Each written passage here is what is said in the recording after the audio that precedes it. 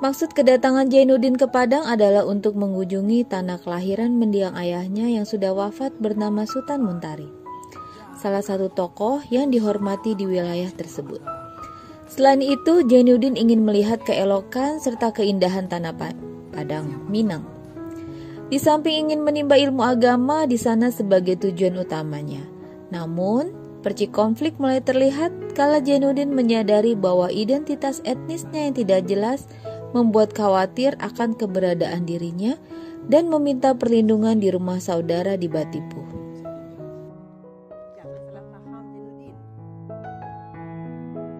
Lambat laun Jainuddin muda ini mulai mengenal, belajar, dan bergaul dengan teman sebayanya di sana.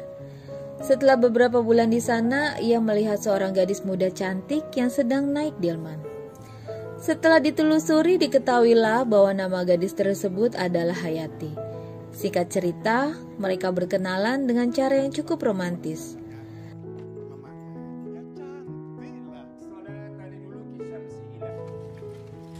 Mereka bertukar surat dan benih-benih cinta pun tumbuh.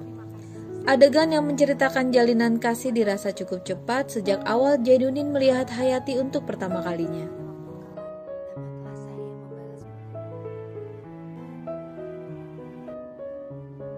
Namun ketika cinta sudah saling bertaut, konflik pun muncul.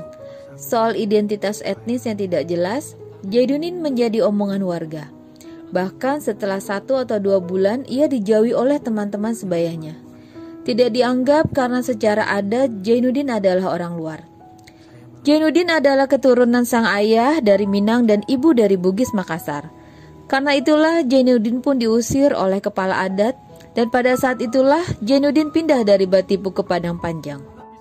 Sebelumnya Hayati yang mendengar kabar tersebut langsung meminta bertemu di danau, tempat di mana Jainuddin suka menulis surat untuk Hayati.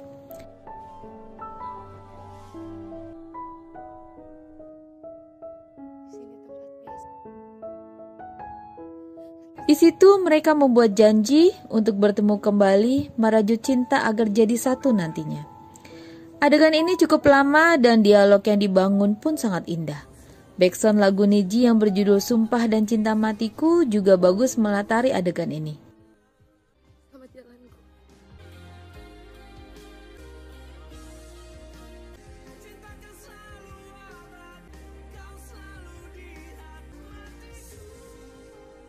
Setelah pergi ke Padang Panjang, ia tinggal di rumah seorang guru agama.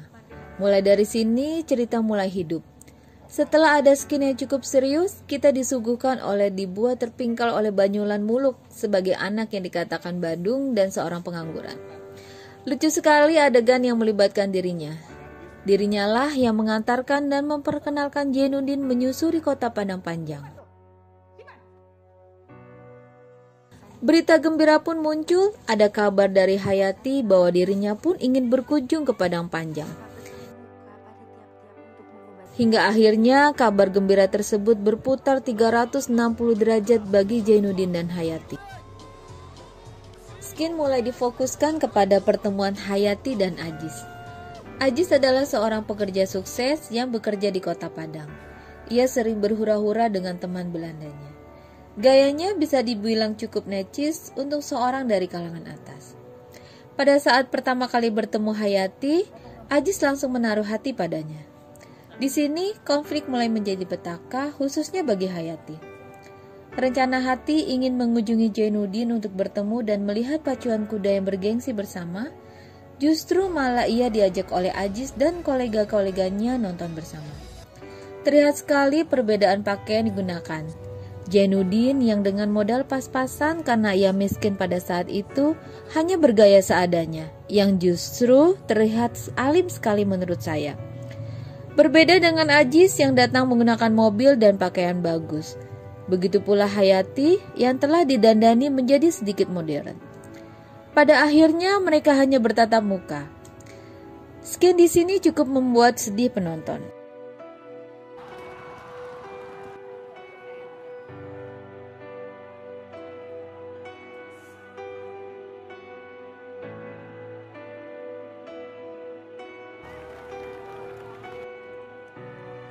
Konflik yang menjadi malapetaka.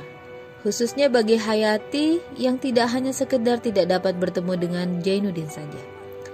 Masalah yang kemudian muncul adalah upaya Ajis yang bergelimang harta serta keturunan Minang asli dan Jainuddin sebagai pemuda rantau yang miskin, tidak punya uang sepeser pun, identitas etnis Minang Bugis yang dipermasalahkan kaum adat Minang untuk melamar nikah Hayati. Alhasil, dilakukanlah musyawarah para pemuka adat yang dipimpin datuk dan para nini mama lainnya.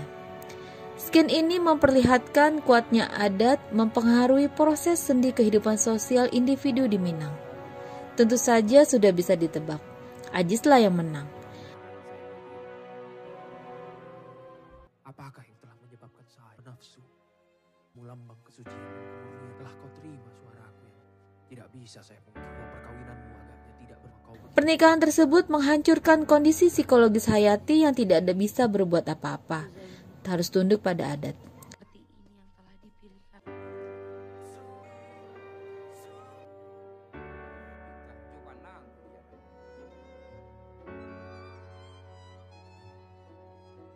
Begitupun Jainuddin yang kemudian jatuh sakit oleh kabar tersebut. Kedatangan Hayati yang menjenguk Jainuddin setelah menikah dengan Ajis makin memperparah situasi. Saat Hayati datang, Jainuddin seperti orang yang mengigau sambil memegang tangan Hayati. Ia mengajak Hayati menikah.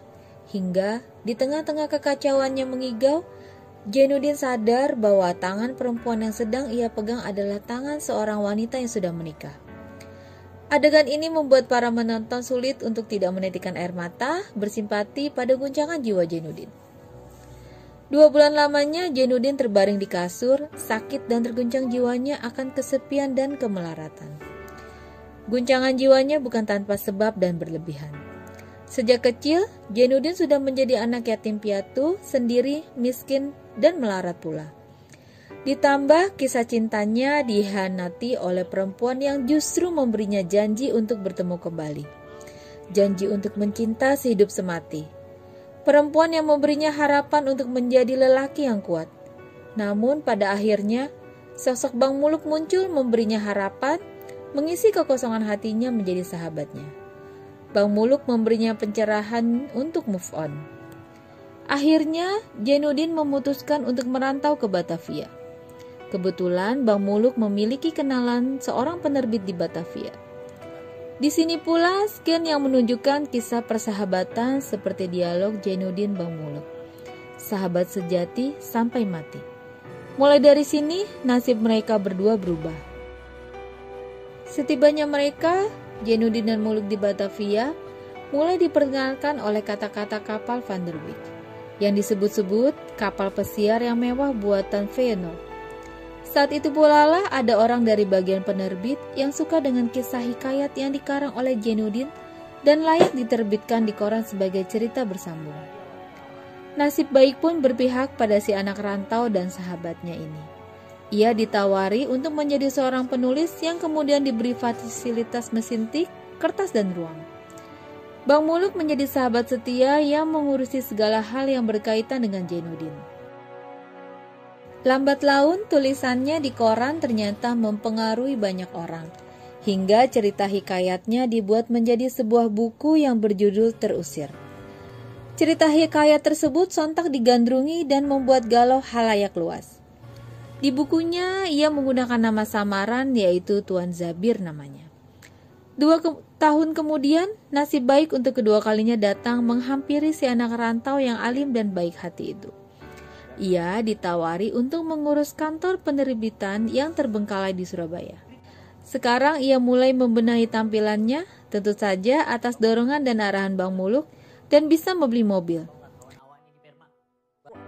Pada tahun 1932, Jainuddin mengelola kantor penerbitan Pustaka Rakyat di Surabaya. Di Surabaya, Jainuddin membeli rumah yang mungkin lebih tepat dikatakan sebagai istana karena memang berbentuk seperti istana. Bagaimana dengan kehidupan Hayati dan Ajis di Padang Panjang? Sangat suram. Kehidupan mereka kian tak ada kebahagiaan. Hayati yang mula menjalani hidup mewah meski kesepian karena ditinggal ngantor oleh Ajis ke Padang. Padahal yang dilakukan oleh Ajis hanyalah main perempuan dan berjudi tanpa sepengetahuan Hayati.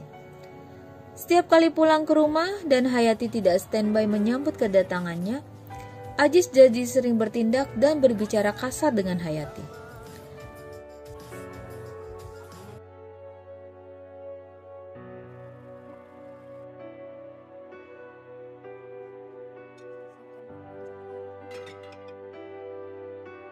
Singkat cerita, Ajis mengajak Hayati untuk pindah ke Surabaya karena kabarnya ada kenaikan pangkat jabatan Ajis dan disuruh mengurus kantor pula di Surabaya. Disinilah sosok Ajis yang sebenarnya mulai diperkenalkan. Watak kesombongan dan kekasarannya mulai menguat. Hal ini ditandai oleh seringnya ia berbicara kasar kepada Hayati. Puncaknya, Ajis marah besar karena Hayati sering baca buku terusir, meski keduanya belum tahu bahwa buku tersebut karangan Jainuddin.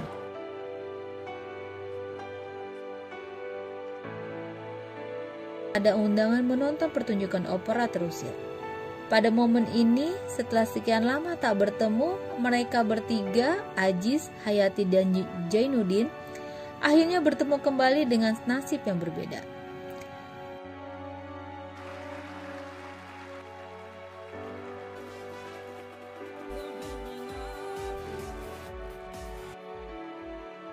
Yang membuat terpingkat adalah ketika dialog Jainuddin menyapa mereka, khususnya Hayati. "Halo Jainuddin, sahabatku, lama kita tak jumpa." Dan halo pula orang Kayoni, bertanda menyindir Hayati. Hayati hanya bisa tertunduk malu karena merasa tidak enak akan semua yang terjadi di antara mereka. Momen tersebut ternyata digunakan oleh Ajis untuk mendekati Jainuddin untuk meminjam uang, membayar semua hutang-hutang judinya selama ini.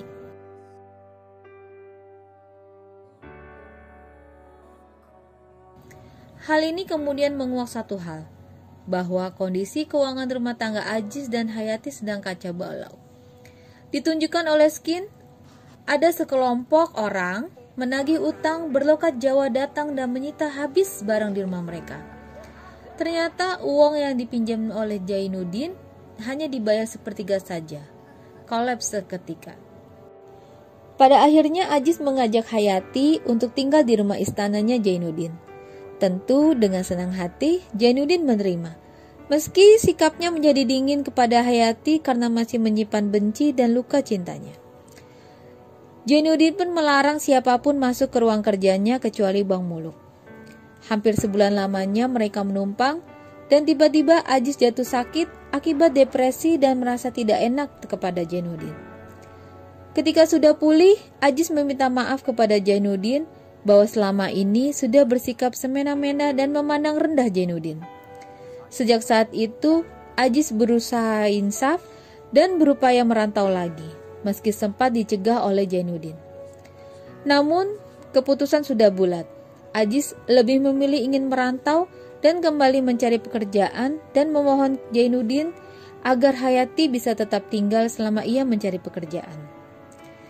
Jainuddin pun akhirnya setuju, namun ia berpesan kepada Ajis, "Aku hanya berpesan, ubahlah haluan hidup."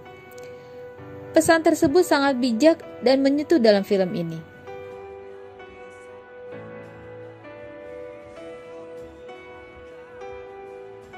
Hari-hari berlalu setelah Ajis pergi mencari pekerjaan. Hayati merasa makin tidak enak dengan Jainuddin karena sejak kedatangannya saat itu Jainuddin tetap bersikap dingin dan seperti menjauhi Hayati. Curhatan itu ia utarakan kepada Bang Muluk. Hayati pun mempertanyakan kenapa ia tak boleh masuk ke ruang kerja Jainuddin.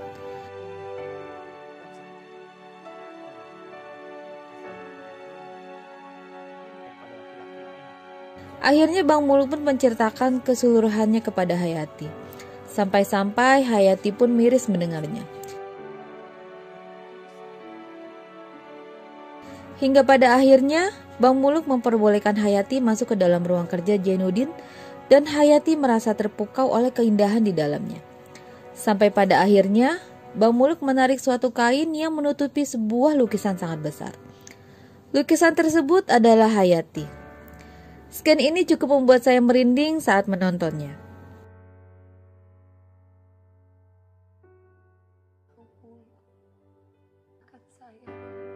Selamanya Indah akan pernah lupa. Dia masih ada, Bang Mul. Menumpang di rumahnya sekarang ialah sahabatnya. Hormati Enci sebagai istri orang lain.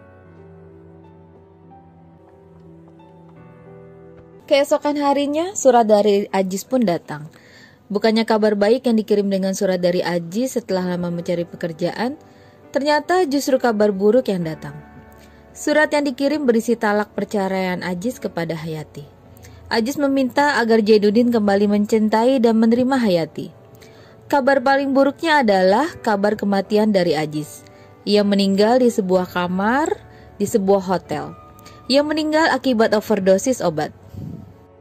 Setelah didera berbagai peristiwa pilu, akhirnya Hayati memberanikan diri untuk menanyakan langsung kepada Jainuddin tentang sikapnya yang berubah drastis kepadanya.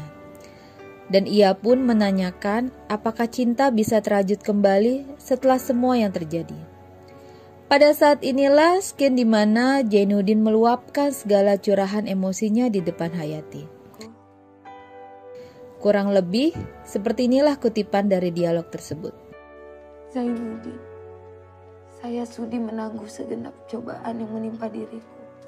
Asalkan kau sudi memaafkan segenap kesalahanku. Maaf, kau regas segenap pucuk pengharapanku. Kau patahkan, kau minta maaf. Mengapa kau jawab aku sekejam itu, Zainuddin? Sudah hilangkah tentang kita dari hatimu? Janganlah kau jatuhkan hukuman. Kasihanilah perempuan yang ditimpa musibah berganti-ganti ini. Iya, demikianlah perempuan. Dia hanya ingat kekejaman orang kepada dirinya walaupun kecil. Dan dia lupa kekejamannya sendiri pada orang lain padahal begitu besar. Lupakah kau siapakah di antara kita yang kejam? Bukankah kau yang telah berjanji ketika saya diusir oleh Nini mamamu? Karena saya asalnya tidak tentu. Orang hina dina tidak tulen Minangkabau. Ketika itu kau antarkan saya ke simpang jalan. Kau berjanji akan menunggu kedatanganku berapapun lamanya. Tapi kemudian kau berpaling yang lebih gagah, kaya raya, berbangsa, beradat, berlembaga, berketurunan. Kau kawin dengan dia.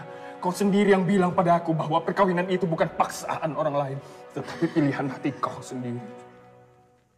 Hampir saya mati menanggung cinta Hayati. 2 bulan lamanya saya tergeletak di tempat tidur. Kau jenguk saya dalam sakitku. Menunjukkan bahwa tangan kau telah berinang, bahwa kau telah jadi kepunyaan orang lain. Siapakah di antara kita yang kejam, Hayati? Saya kirimkan surat-surat meratap menghinakan diri, memohon dikasihani. Tiba-tiba kau balas saja surat itu dengan suatu balasan yang tersudu di itu, tak termakan di ayam. Kau katakan bahwa kau miskin, saya pun miskin. Hidup tidak akan beruntung kalau tidak dengan uang. Karena itu kau pilih kehidupan yang lebih senang. Mentereng, cukup uang, berenang di dalam emas bersayap uang kertas. Zainuddin. Siapakah di antara kita yang kejam, Hayati? Siapakah yang telah menghalangi seorang anak muda yang bercita-cita tinggi menambah pengetahuan, tetapi akhirnya terbuang jauh ke tanah Jawa ini? Hilang kampung dan halamannya, sehingga dia menjadi seorang anak kumidi yang tertawa di muka umum, tapi menangis di belakang layar. Zainuddin. Tidak, Hayati, saya tidak kejam. Saya hanya menuruti katamu. Bukankah kau yang meminta di dalam suratmu supaya cinta kita itu dihilangkan dan dilupakan saja? Diganti dengan persahabatan yang kekal. Permintaan itulah yang saya pegang teguh sekarang. Kau bukan kecintaanku, bukan tunanganku, bukan istriku, tetapi janda dari orang lain. Maka itu, secara seorang sahabat, bahkan secara seorang saudara, saya akan kembali teguh memegang janjiku dalam persahabatan itu. Sebagaimana teguhku dahulunya memegang cintaku. Dengan segenap ridho hati ini, kau kubawa tinggal di rumahku untuk menunggu kedatangan suamimu. Tetapi kemudian, bukan dirinya yang kembali pulang, tetapi surat cerai dan kabar yang mengerikan. Maka itu, sebagai seorang sahabat pula, kau akan kulepas pulang ke kampungmu, ke tanah asalmu, tanah Minangkabau yang kaya raya, yang beradat belembaga, yang tak lapuk di hujan, tak lekang di panas. Ongkos pulang akan saya beri. Demikian pun uang yang kau perlukan. Dan kalau saya masih hidup, sebelum kau mendapat suami lagi, insya Allah kehidupanmu selama di kampung akan saya bantu. Itukah keputusan yang kau berikan kepadaku? Bukankah kau telah termasyhur di mana-mana? Seorang yang berhati mulia. Tidak, saya tidak akan pulang. Saya akan tetap di sini bersamamu. Biar saya kau hinakan, biar saya kau pandang sebagai babu yang hina. Saya tak butuh uang berapapun banyaknya. Saya butuh dekat dengan kau, Zainuddin. Saya butuh dekat dengan kau. Tidak. Pantang pisang berbuah 2 kali. Pantang pemuda makan sisa. Kau mesti pulang kembali kepadamu. Biarkan saya dalam keadaan begini. Jangan mau ditumpang hidup saya. Orang tidak tentu asal. Negeri Minangkabau beradat. Sekian curhatan emosinya selama ini sangatlah menguras emosi penonton. Dialog yang dibangun sangatlah lugas oleh Zainuddin untuk menyampaikan kepada Hayati. Itu tandanya Zainuddin telah menutup pintu hatinya kepada Hayati secara terang-terangan.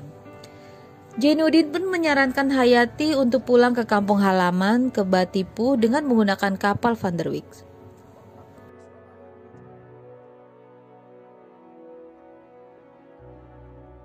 Lantas keesokan harinya dengan diantarkan oleh Bang Muluk ke pelabuhan, tibalah mereka di samping kapal yang megah itu, kapal Van der Wijk.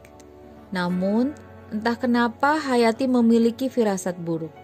Serasa kaki tak mau menaiki kapal yang karamnya seperti akan tenggelam. Serasa kaki ini diam, lebih nyaman menapak di pijak bumi. Namun, pada akhirnya tak ada pilihan lain. Naiklah ia ke kapal. Sebelum benar-benar pergi, Hayati memberikan sepucuk surat kepada Bang Muluk yang isinya kesungguhan, keteguhan, dan kekonsistenan hatinya kepada Zainuddin. Hidupnya dicurahkan, mati pun ingin bersama Zainuddin.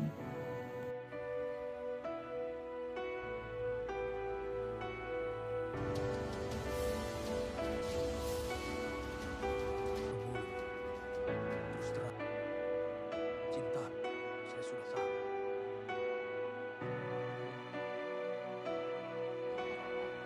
Namun takdir berkata lain.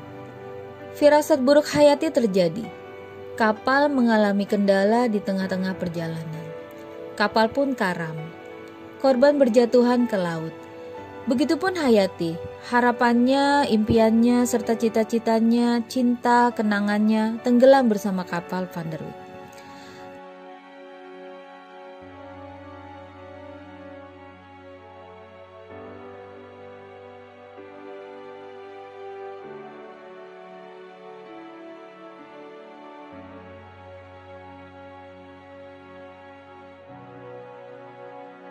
Zainuddin dan Bang Muluk yang mengetahui kabar itu bergegas naik mobil seharian untuk melihat keadaan Hayati. Takdir akhirnya memberi menit-menit terakhir mempertemukan kembali janji kepada sang kekasih.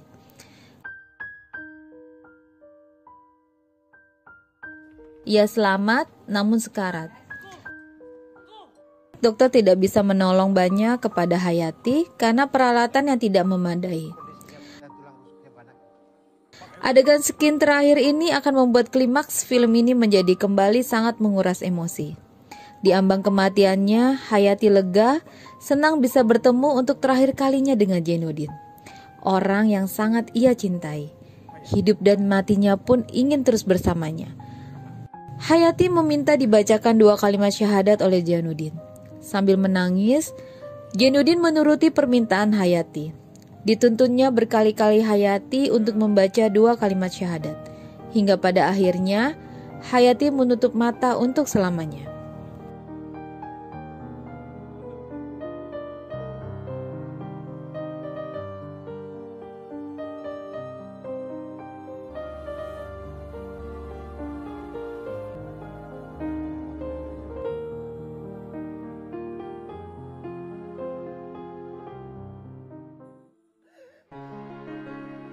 Di akhir cerita, Skin diganti menjadi kepedihan yang mendalam dengan membacakan ayat suci Al-Quran di kuburan Hayati pada beberapa waktu. Menuju akhir film, Jainuddin kemudian terlihat sangat sibuk mengetik di mesin ketik. Menulis seharian lembar per lembar, hingga menjadi satu naskah tulisan. Selain itu, kabar baiknya, Bang Muluk yang tadinya bermental preman pasar, sekarang sudah menjadi lelaki sejati yang melamar seorang wanita bernama Ida. Dan kembali menyatakan bahwa mereka adalah sahabat sejati sampai mati. Skin yang mengakhiri film ini adalah ketika dialog Bang Muluk menyuruh Jainuddin menyudahi kesedihan dan menerima kenyataan bahwa Hayati sudah meninggal. Namun, ternyata kata-kata Jainuddin membuat Bang Muluk tercengang. Tidak, Hayati tidak mati, ia tetap hidup. Hidup dalam buku ini, buku Bagruku. Tenggelamnya kapal Van der Wijk. Rumah istana di Surabaya itu dijadikan panti yatim piatu bernama Panti Yatim Piatu Hayati. Film pun berakhir. Ya, mungkin segitu saja review film dari saya. Semoga kalian suka dan terhibur. Jika belum nonton, silakan kita tonton filmnya karena film ini sangat menarik dan mengesankan serta menggugah emosi kita. Jangan lupa untuk share, like, comment, and subscribe. Thank you for watching. See you to next video. Bye.